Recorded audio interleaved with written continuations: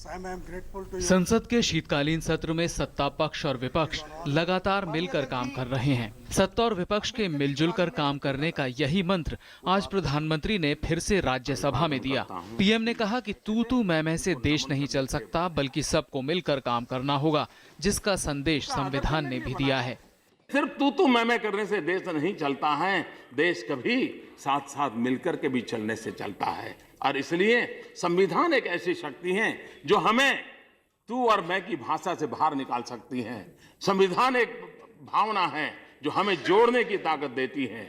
संविधान निर्माता डॉक्टर भीमराव अंबेडकर की 125वीं जयंती के मौके पर भारत का संविधान और उसके प्रति प्रतिबद्धता पर उच्च सदन में चल रही चर्चा के अंत में अपनी बात रखते हुए प्रधानमंत्री ने कहा कि संविधान सभा के लोगों के पास दूरदृष्टि थी, लेकिन अब हम ऐसे कानून बनाते हैं जिसे हमें अगले ही सत्र में बदलना पड़ता है।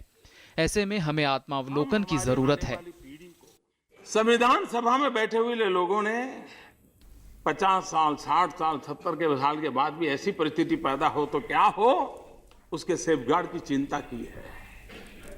हम आज कानून बनाते हैं और हमने देखा होगा इसमें उनका दोष और इनका दोष ये मुद्दा नहीं है।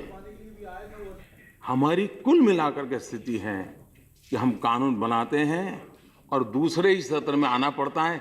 यार पिछली बार बनाए लेकिन ये 2 शब्द रह गए, जरा फिर से एक बार संशोधन करना पड़ा। कितनी मर्यादाएं हमारी, और मर्यादाओं का मूल कारण ये नहीं है कि ईश्वर ने हमें विधा नहीं दी है।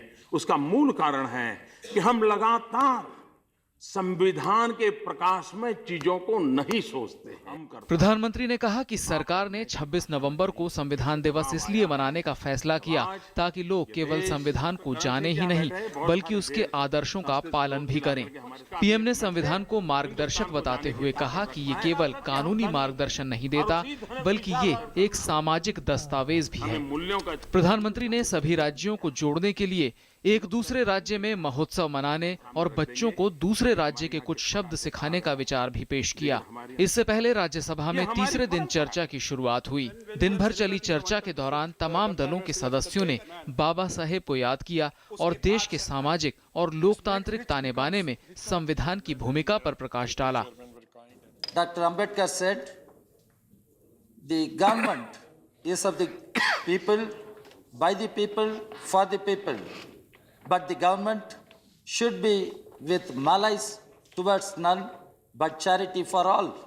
मैं करता हूं भारत के संविधान को वंदन। नरेंद्र मोदी का मैं करता हूं अभिनंदन।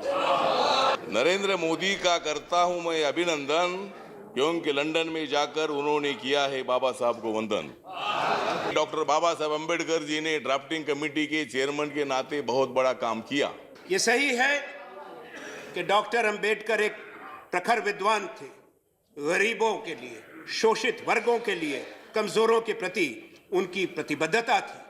चर्चा के अंत में राज्यसभा में एक प्रस्ताव भी पारित किया गया, जिसमें संविधान के प्रति पूर्ण निष्ठा व्यक्त करते हुए उसके आदर्शों का पालन करने का संकल्प लिया गया। Do hereby solemnly reaffirm our commitment to the principles and ideals of the Constitution.